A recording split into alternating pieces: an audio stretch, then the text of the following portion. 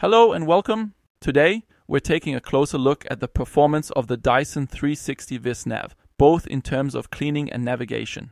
Let's start with hard floor cleaning. For this test, I'm using certified test dust that simulates real household dust with a particle size range from below 20 micron to 2000 micron.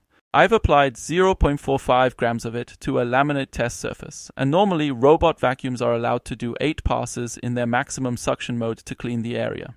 With the Dyson, I first used the automatic mode. In this mode, the robot can adjust its suction power on its own depending on the dust level, and even though it only uses the smaller boost at the start, the results were impressive. The surface came out perfectly clean, both on top and in the grooves, something that other robots I've tested so far just don't manage. For comparison, the Ecovacs X9 and the Dream X50 both leave much dust behind even if you just check little spots. Most combo robots need to use their mopping function to get a clean surface at all, and even then, the grooves almost always stay dirty. There are only two exceptions, like the Roomba 705 Combo and the Roomba 205, which can clean the grooves effectively thanks to their Y-pattern mopping motion. You can find detailed test videos on my channel. I also tested the Dyson Vis Nav in boost mode with just 4 passes, and again, the result was completely fine. So, in everyday use, its performance will fall somewhere between automatic and boost mode, depending on how dirty the floor is. Overall, the Dyson 360 Vis Nav delivers cleaning performance on par with good cordless vacuum cleaners, and that's a remarkable result for a robot vacuum. Next up is the carpet cleaning performance. Here too, I'm using certified test dust. On both the red and blue carpets, I applied 10 grams of test dust, evenly distributed and lightly worked into the fibers. The tests were run in both boost mode and automatic mode. Both carpets have a pile height of around 2 centimeters, but the red carpet has a denser pile which makes it more difficult to clean. I also tested a doormat contaminated with 5 grams of test dust and an additional 10 grams of bird sand.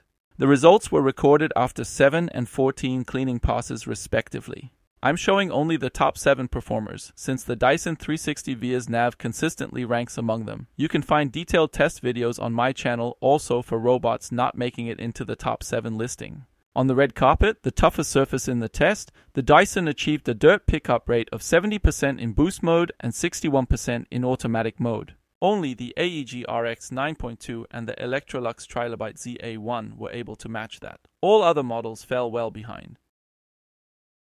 On the blue carpet, the results were even better. 100% pickup in boost mode and 96% in automatic mode. Excellent performance.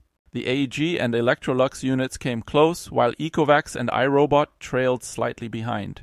Still, the differences between models remain noticeable, even on this easier-to-clean surface. Many just remove round about 60%. On the doormat, the Dyson achieved 86% and 84% dust pickup, with the automatic mode performing slightly better due to its lower brush speed. For comparison, the AEG RX 9.2 managed 100%. When it comes to sand pickup, the Dyson hit 100% in boost mode and 98% in automatic mode. Good robots usually reach around 90%, but very few manage to hit 100%. With a nominal power of 435 watts, sometimes even slightly higher in practice, the Dyson operates at the level of a high-quality cordless vacuum cleaner. This power usage isn't wasteful either. Battery life is around 12 minutes in boost mode and over 60 minutes in automatic mode, which is quite comparable to good cordless vacuums. The 94 watt-hours battery is also very large. For reference, the Dyson Gen 5 or Dyson V16 have roughly 91 to 100 watt-hours as well. This also shows that pure milliampere-hours numbers are useless without the corresponding voltage. One major topic has been navigation. With the early firmware versions, Dyson really shot itself in the foot. Performance was poor. But with recent updates, navigation has improved significantly. The latest firmware finally introduced straight cleaning lines, similar to what you see with other premium brands. This greatly improved both cleaning efficiency and time management. The Ecovacs X9 needs 66 minutes for 51 square meters. The Roborock S7 Max V takes 67 minutes for the same area. And the Dyson Vis Nav completes 47 square meters in 59 minutes, essentially on the same level. Mapping is still a bit slower, taking about 27 minutes for my tested area, while faster models finish in 9 to 15 minutes. In that sense, its performance is similar to a Roomba 10 Max Combo, which uses a comparable sensor setup also using a floor tracker. The Dyson Vis Nav has two 1D laser distance sensors in addition at each side, so in theory it could map a bit faster. As for obstacle avoidance, the Dyson can reliably detect and avoid larger or crumpled objects like socks. But flat socks or low-lying fabrics can still cause issues, just as they do with the Ecovacs X9 that also does not detect them under all circumstances as seen.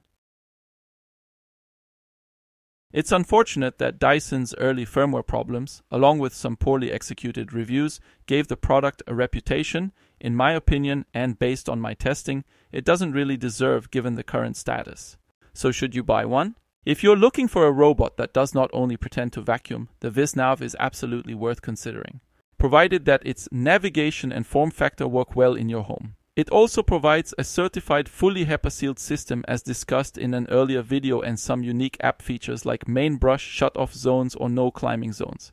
There are, however, 3 caveats. First, the platform is likely end of life, meaning future software updates are uncertain. Second, replacement parts can be hard to find if you are in the need to replace something depending on your region, especially the main brush. At least the filter is a lifetime one. Third, edge and corner cleaning is not always the best regarding coverage. Sadly, Dyson's current product strategy shuts down own developments and also goes the ODM route using a Piker platform for their future robot. And again, like Electrolux, a manufacturer once providing unique and powerful vacuum robots is going down the drain. That is all. Thanks for watching. Bye.